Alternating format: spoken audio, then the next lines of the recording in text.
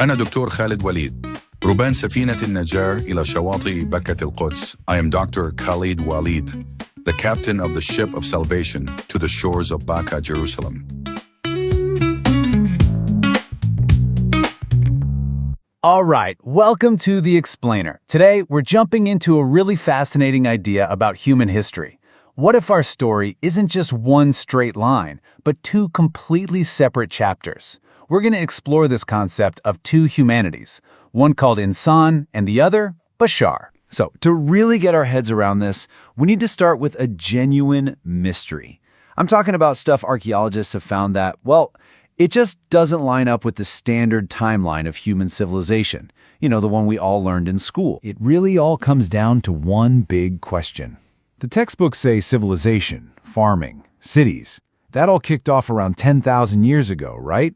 So, who in the world was building these enormous, sophisticated temples and pyramids way before that was even supposed to be possible? Okay, get a load of this. You've got Göbekli Tepe in Turkey, a massive temple complex that's about 11,500 years old. Then there are even more mind-bending sites like Gunung Padang in Indonesia or the Bosnian pyramids, with some estimates putting them at over 20,000 years old.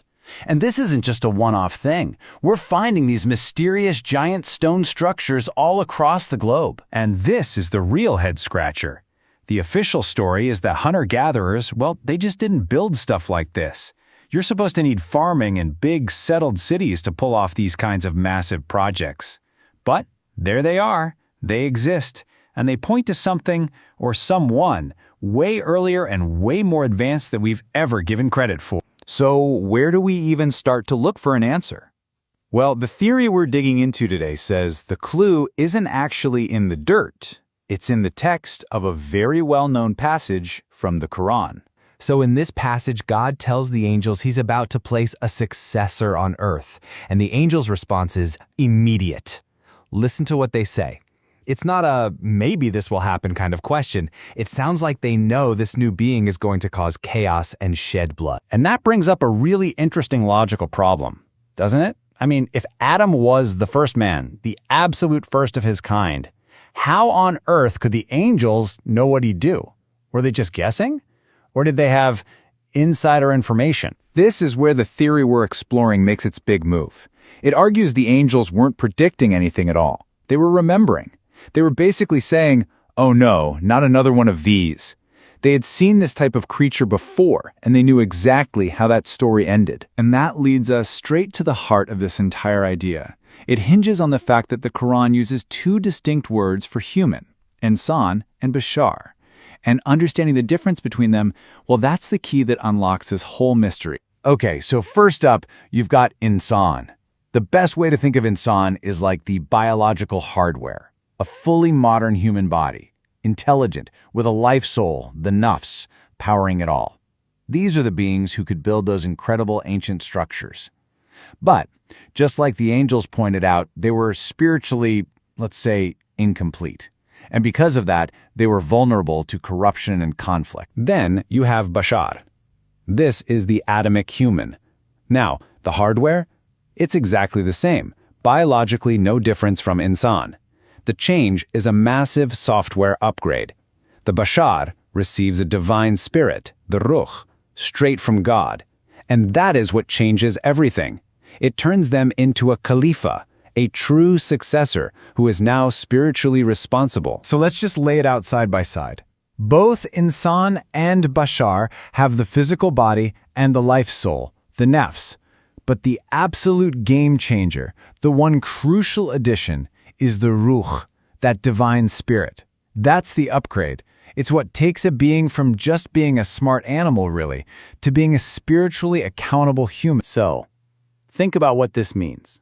According to this view, Adam wasn't the first intelligent being on the planet. Not at all.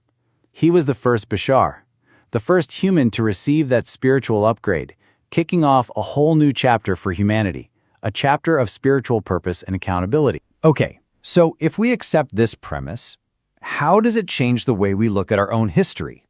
Well, it lays out a totally new timeline.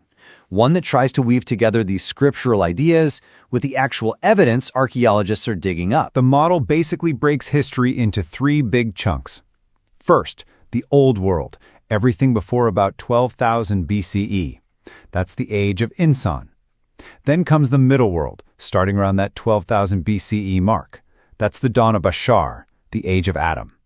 And finally, the New World, which is basically everything after the Great Flood, and that's most of the history that we're familiar with. And here's how it all lines up. The Old World, that's the time of the Insan, and it fits perfectly with those mysterious, technically brilliant but seemingly power-hungry ancient builders.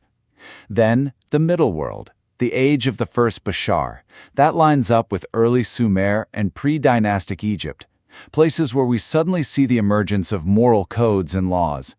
And the New World? That's us.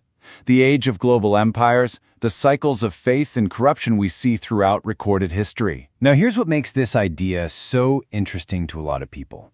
Archaeologists already talk about something called the cognitive revolution. It's this moment around 12,000 years ago where, bam, art, symbolic thinking, and complex culture just seem to explode out of nowhere. This model basically suggests that's it. That's the physical fingerprint of the roof arriving. That's the moment Insan became Bashar. Okay, so what? Why should any of this ancient history matter to you and me today? What's the real takeaway here? Well, what this does is it completely reframes our origin story.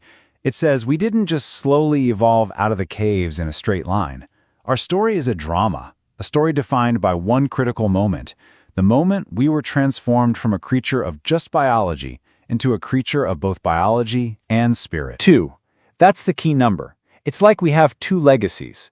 We have the biological programming of the Insan, our raw instincts, our drives for power and survival. But we also have the spiritual potential of the Bashar. We're living with both of those things, right now, inside us. And that changes everything about how we see ourselves, doesn't it? It means we're not just some kind of cosmic accident that stumbled out of the dark. We are inheritors. Inheritors of an ancient wisdom, a divine pact, a spiritual legacy that goes all the way back to the very first Bashar, Adam. So that leaves us with one last big question to chew on. If there's any truth to this, if we really are the heirs to this incredible spiritual leap, then what's our purpose now? What are we supposed to do with it? How do we honor that divine spark inside each of us? أنا دكتور خالد وليد ربان سفينة النجاة إلى شواطئ بكة القدس. I am Dr. Khaled Waleed, the captain of the ship of salvation to the shores of Baka, Jerusalem.